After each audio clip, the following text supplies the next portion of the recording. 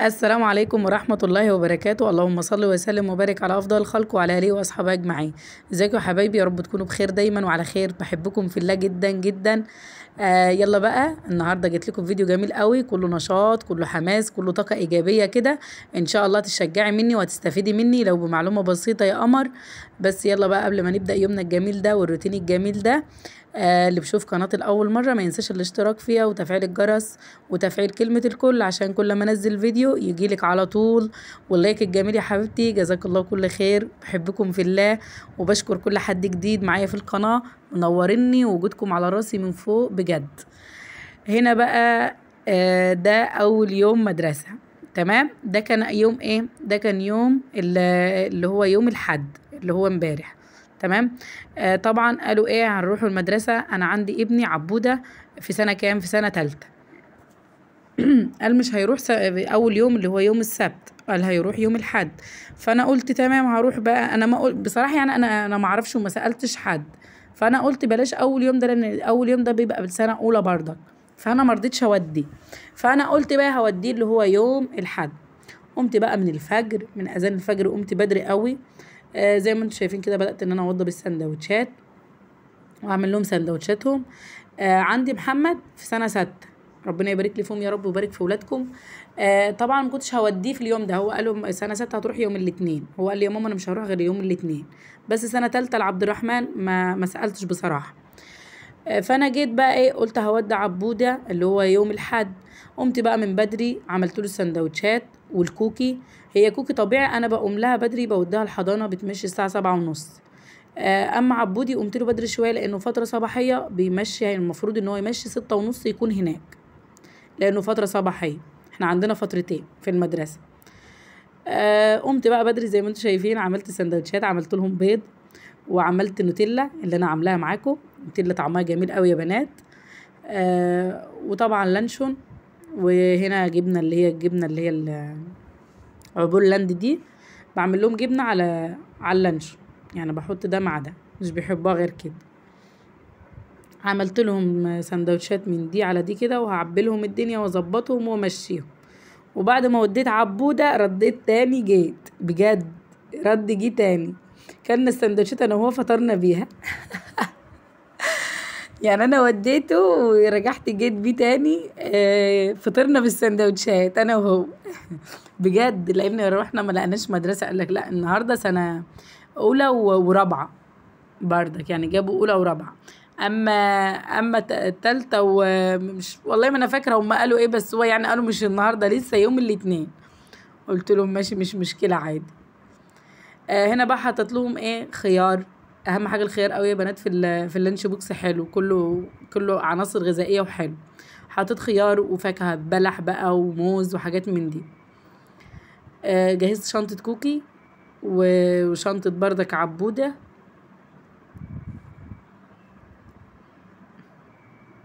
صدقوا ان عبوده في اليوم ده يا بنات ان هو ما نمشي، بجد ما نمشي. كان فرحان قوي ان هو صباح رايح المدرسه. وردنا تاني قال يا ماما انا قمت بدري في الفاضي.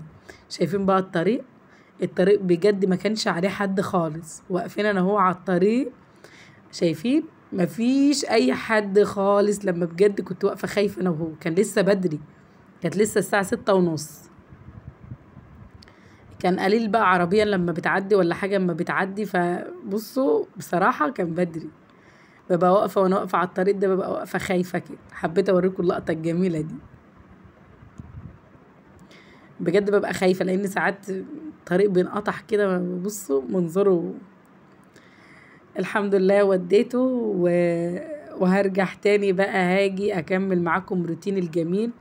وكان ليا حبيبة متابعة ليا قالت لي يا ميرو عايزة طريقة الذبح. انا عملت الفيديو ده مخصوص لك يا قمر، هوريكي ازاي بذبح. تمام. هنا بقى دخلت على طيوري، قلت اما اصب عليهم. ما شاء الله لقيت الرزق والقمر ده، ما شاء الله. شايفين ايه القمر الحلو ده؟ هنا البطة بقى فقست لي، بس ما فقستليش غير 3.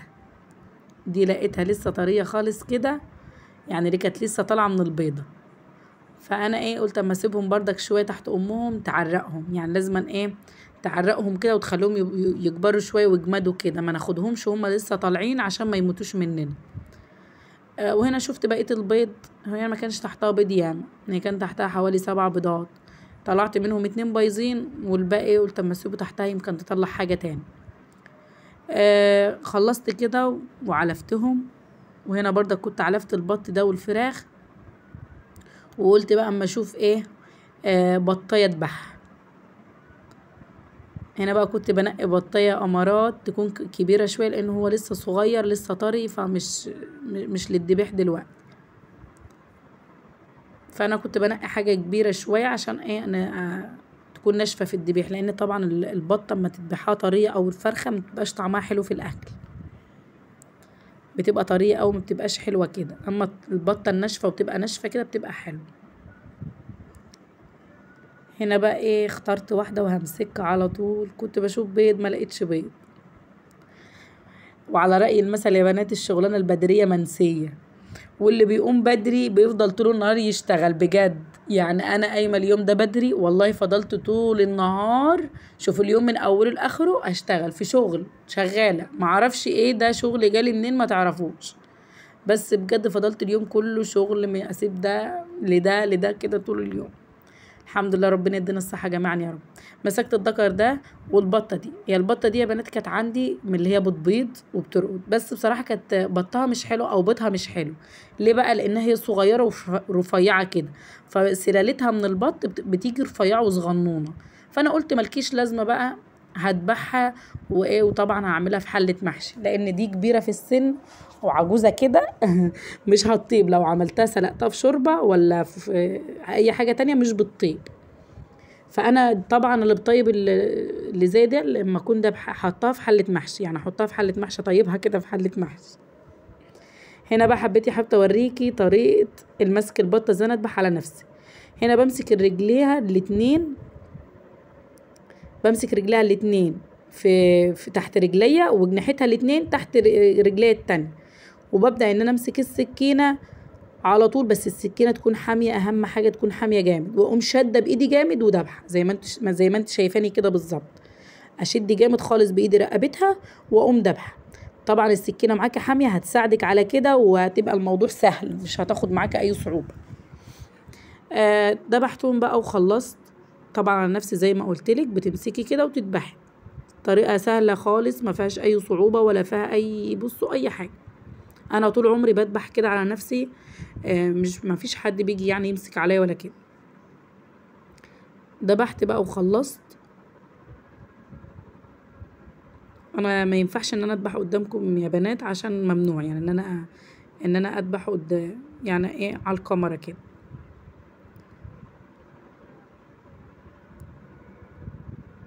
اللهم صل على سيدنا محمد وعلى اله واصحابه اجمعين. هنا بقى خلصت وكنت نازله بقى، وكنت بصوا انا لما بطلع يعني طالعه بقى اذبح، اجيب حاجه كده من على السطح كده اذبحها، ببقى مشغله الميه اللي انا هصمت فيها، تمام. وهنا حاطه يا بنات في الحله ليمونتين. ليه الليمونتين يا ميرو؟ اول حاجه ما بخلوش الحله تزرق معانا، تبقى زرقاء كده وتبوظ من الميه السخنه، لان طبعا الميه السخنه بتبوظ الحله الالومنيا معانا. وتاني حاجة بتساعد في تنظيف البط كده، الريش يطلع منه بسهولة، يعني لما باجي انضف الريش بيطلع معايا بسهولة. دي الليمون. المية سخنت معايا جامد، اهم حاجة المية تسخن معايا جامد يا بنات، عشان خاطر اعرف ايه ان انا ما تعملش مني، ما تبص مني. للبط بالذات تكون المية سخنة جامد زي ما انتوا شايفينها كده بتغلي، وببدأ ان انا اقلبها واشد الريش منها كده لحد ما الريش يطلع معايا. شايفين هنا المية غلت، والحلة ما حصلهاش اي حاجة ولا زرقت.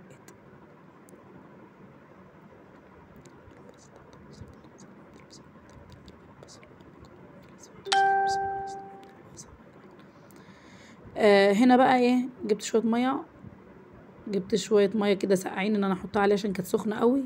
شايفين هنا ما شاء الله بتطلع معايا ازاي بسهولة، لان حاطة الليمون بيخلي الريش يطلع معاكي بسهولة ويمسح كده. هنا بقى وخلصت تنظيف البطتين معايا، وبدأت ان انا اريش اشيط اهم حاجة التشييط، بيحوش اي شعرية رفيعة صغنونة ما انتش واخدة بالك منها، بيحوشها معانا على طول.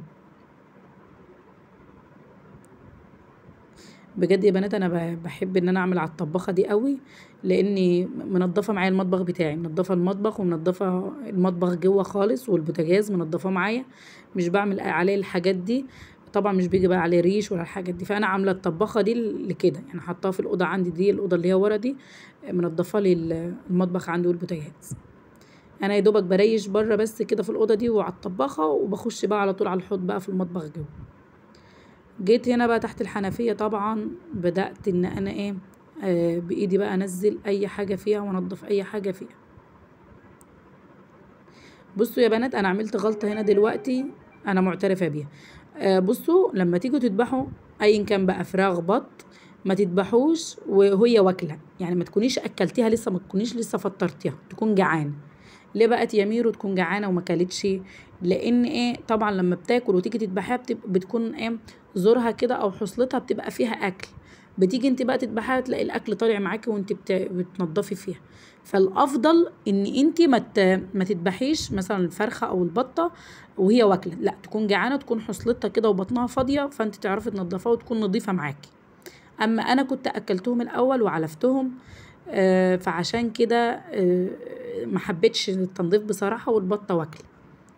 انا عارفه الحته دي، بس انا كنت ساعتها كنت علفتهم ورجعت ذبحت بقى، فايه عشان كده قلت لكم انا غلط. فلما تيجي تذبحي ما تذبحيش والبطه معاكي واكله. تمام. بدات ان هنا بقى ان انا اشيل كل الزوايد منها، اي حاجه زايده فيها بقى، الرجول بتاعتها والرقبه والحاجات دي، ولقيت شعريه ولا حاجه معايا كده ريشه ببدا ان انا اشيلها برضه. هنا نضفتها بقى وخلصت وشلت الزوايد منهم، هبدا ان انا افتح معاكم برضه. انا هنا جايبه الطريقه بالظبط عشان القمر اللي طلبت مني طريقه الذبيح والتنظيف، انا جبتها معاك اهوت. يعني جبت من الالف لحد الياء زي ما بنقول. بصوا يا بنات لما نيجي نفتح بطنها، ما نفتحش بطنها في طبق.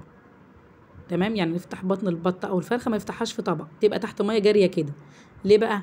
لان انت لما تفتحها تحت الميه الجاريه كده بتحوش الزفاره منها، اللي هي الدم بقى والميه اللي في بطنها والحاجات دي بتنزل في الميه، فما بتمسكش فيها، ما تبقاش زفره، تبقى ريحتها نظيفه معاك على طول. اما بقى تيجي تفتحيها في طبق ولا حاجه، طبعا الزفاره بتمسك فيها والميه بتمسك فيها، ما بتبقاش ايه، بتنضف معاكي برضك، بس ايه بصعوبه شويه، بتحتاج غسيل كتير منك. هنا بقى قسمتهم، يعني غسلت ونضفت كده وقسمت. بجد يا بنات انا زي ما قلت لكم، على رأي اللي بيقول هتقوم بدري مش هتبطل شغل طول اليوم. بجد بجد اليوم ده انا قايمه بدري قوي ومبطلت الشغل طول اليوم، يعني انا قايمه من الفجر، فضلت طول النهار اشتغل واخلص من ده لده لده بجد. الحمد لله، ربنا يعيننا جميعا يا رب، ودايما نستعين بالله، دايما كده اهم حاجه الاستعانه، عشان ربنا يدينا الصحه كده ونكمل يومنا ونكمل الروتينات الجميله اللي احنا بنعملها دي. والهدف يا بنات من الروتينات دي التشجيع مش اكتر، كلكم ستات بيوت شاطرين وامارات ونضاف، وبصوا كل حاجه يعني جميله ما شاء الله فيكم. الغرض من كده ان نشجع بعض بجد. هنا بقى جبت ليمون، لا جبت دقيق وملح، انا دي الغسيل المفضل ليا، دقيق وملح بخليها ريحتها جميله ونضيفه قوي وبتنضف على طول، يعني مش بتحتاج غسيل كتير. بس زي ما قلت لك افتحيها تحت ميه جاريه، يعني ما تفتحهاش في طبق ولا في ميه في طبق. تمام.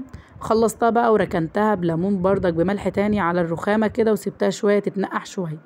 وجيت هنا كان معايا حوالي 1.5 كيلو من اللبن الحليب، جيت حطيت عليه 5 معالق من السكر، وجبت ده معايا نشا. انا قلت بقى اما اعمل لهم حلويات بقى على ما ايه، على ما يجوا ايه كوكي تيجي كده. وعبودي قال لي يا ماما انا عايز ايه، كاستر. قلت له من عينيا هعمل لك بقى كاستر بالشوكولاته.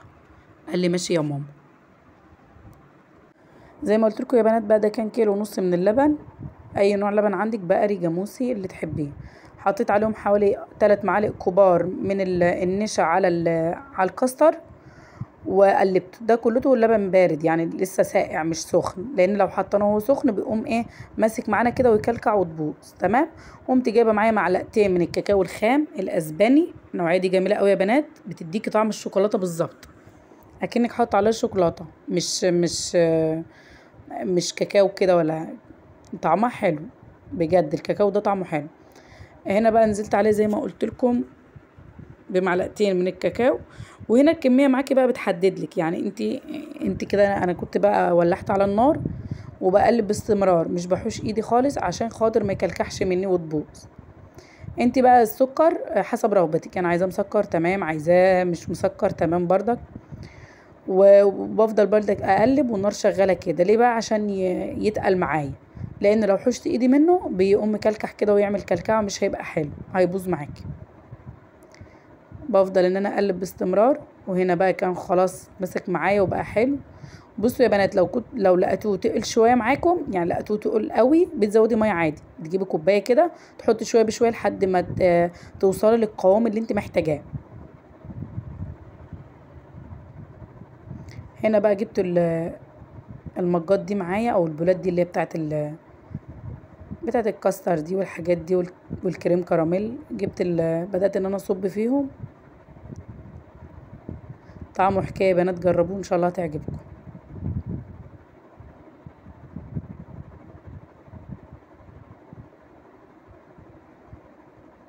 بسيبها بقى على الرخامه شويه لحد ما تبرد، وبعد كده بدخلها التلاجة على طول تتمسك بقى وتبقى جميله، وللتقديم بقى بتبقى قمر.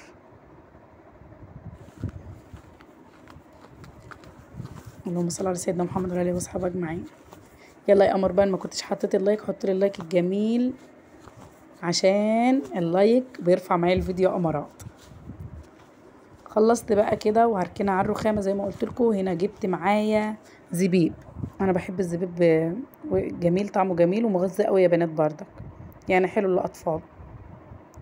حطيت كده في كل طبق حبيتين 3، وركنته بقى على الرخامه، وشويه هبقى احطه في التلاجة.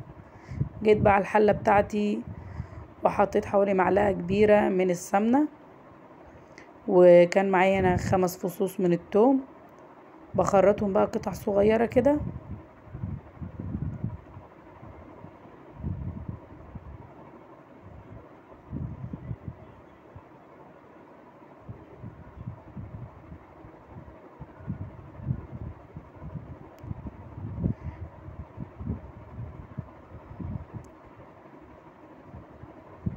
ياخدوا لون بس كده. وكان معايا 3 حبات من الطماطم مقطعاهم قطع، يعني قسم الطماطمية 2. وجبت معايا برضك 3 بصلات حطيتهم. وهنا كانت البطية بتاعتي كنت سيبتها تصفط خالص من المية، ونزلت بيها بمجرد ما الطماطم كده بالسمنة بالثوم بالبصل خدوا تشويحة مع بعض، ونزلت على طول بيها. حطيت رشة بسيطة خالص من 7 بهارات، رشة بسيطة يا بنات. انا بجد مش بحب احط بهارات كتير للشوربة بالذات، لان بتسمرها معايا. ومعلقة من الفلفل الصغيرة، ومعلقتين ملح بس، لان كتر البهارات على الشوربة بتسمرها وبتغمقها كده وبتخلي طعمها مش حلو. اما انت ما تحطيش بهارات كتير، بتبقى طعمها حلو، وبتبقى بيضة كده وحلوة معاكي، ما بتغمقش. طبعا وكالعادة البطاطس، احنا بنحب يا بنات البطاطس، ودايما ممكن تلاقوني في كل فيديوهاتي ان انا بحط بطاطس كده في الشوربة. بحطها بتطيب كده في الشوربة، بتبقى جميلة قوي. بقشرها وبقسم البطاطسية 2، واقوم حطاها في الشوربة، بتطيب مع الشوربة كده وبتشرب من الشوربة. بتبقى طعمها حلو قوي. تحمريها كده بقى بصبع زبدة بلدي، بتبقى جميلة. هديت على النار بقى وسبتها مع نفسها. وهنا كنت غسلت الرز وحطيت عليه نص كوباية من اللبن والملح. وهنا البطاطس كانت طابت وطلعتها، هي مش بتاخد كتير، بتستوي على طول وتطلع، يعني ما بتغيبش في الشوربة كتير. شايفين الشوربة جميل لزان وبيضة وحلوة، مش غامقة معايا. شوفوا بقى بعد ما خلصت شايفين منظر المطبخ. قلت بقى اما اغسل معاكم الطبقين دولت. من احسن المراحل اللي بحبها بجد مراحل غسيل المواعين دي. ليه؟ مش عارفه، برغم ان انا مش ببطل طول النهار غسيل مواعين، بجد يمكن دي كانت تالت مرة ان انا اغسل فيها مواعين كتير كده. لا وانا كمان يا بنات في عادة مش بحب احوش مواعين. ازاي يعني؟ انا مثلا بعمل حاجة اهو، الحاجة اللي في ايدي اتوسخت بقوم على طول على الحوض غسلها. يعني مثلا خلطت طماطم بقوم غسله على طول الشفشق الخلاط معايا. في ايديا طبق مش نضيف بقوم غسلاه على طول. مش اللي انا بركن في الحوض كده ان انا اعمل كميات مواعين وبعد كده اغسلها. لا مش انا مش كده ومش بحب كده. ومعرفش بتجيلي المواعين منين برضك. يعني شوفوا انا بقول لكم ايه، وبجد معرفش بتجيلي منين المواعين. على طول غسيل مواعين. هما ما خدوش حاجة معايا، وزي ما قلت لكم ده احلى مرحلة بالنسبة لي، بحب غسيل المواعين جدا. بس يعني مش قوي كده، مش كل دقيقة مواعين. بدأت ان انا ايه بقى، اللهم صل على سيدنا محمد وعلى اله واصحابه اجمعين. دايما واحنا واقفين كده يا بنات بنعمل اي حاجة في بيتنا نذكر الله، لا اله الا الله محمد رسول الله. اي ذكر نشيل اجر، مش نقف وخلاص، نذكر الله دايما ونستعين بالله. الاستعانة حلوة قوي يا بنات بجد. دايما نستعين بالله. بتحس بطاقة ايجابية قوي لما دايما تقولي استعانة بالله كده. تحس بطاقة وبتحس ان ربنا مديكي نشاط كده وقوة بجد. فانتوا دايما مش نقف وخلاص لا، ولا نشتغل وخلاص لا، لان دايما نستعين بالله. من ناحية ان احنا بنشيل في حسنات، ومن ناحية ان احنا برضك بنشيل في اجر من خدمتنا لاولادنا وبيتنا. يعني ربنا سبحانه وتعالى بيأجرنا على الحاجات دي برضك، مش اللي هي كده وخلاص ان احنا بنشتغل وخلاص لا، ده احنا بنتأجر على كده على خدمتنا. لان زي سبحان الله ربنا قال في القرآن ايه، وكل راع مسؤول عن رعيته. يعني احنا مسؤولين عن رعايتنا اللي معانا، ولادنا وبيتنا وجوزنا. كذلك جوزنا برضك، جوازتنا برضك مسؤولة عننا وعن بيتنا وعن ولادنا ان هم يصرفوا علينا وكده. فبنشيل اجر. فنحن نستفيد بقى من ناحيتين، نشيل اجر من كده ومن كده. خلصت وغسلت الحوض كويس قوي ونشفته، وجيت بقى كانت البطية بتاعتي استوت، طلعتها احطها تحت الشواية تاخد لون، وكده يكون روتيني خلص ويوم خلص. ويا رب اكون كنت ضيفة خفيفة على قلبكم، وتكونوا استفدتوا مني يا حبايبي لو بمعلومة بسيطة. كان نفسي اكمل معاكم اليوم وبقيت الروتين، بس بجد رحت للدكتورة. كنت رايحة للدكتورة يعني، فما عرفتش اكمل معاكم واتأخرت هناك، كنت جاية متأخر بعد المغرب، فما عرفتش اكمل معاكم اليوم. اسيبكم في رعاية الله حبايبي.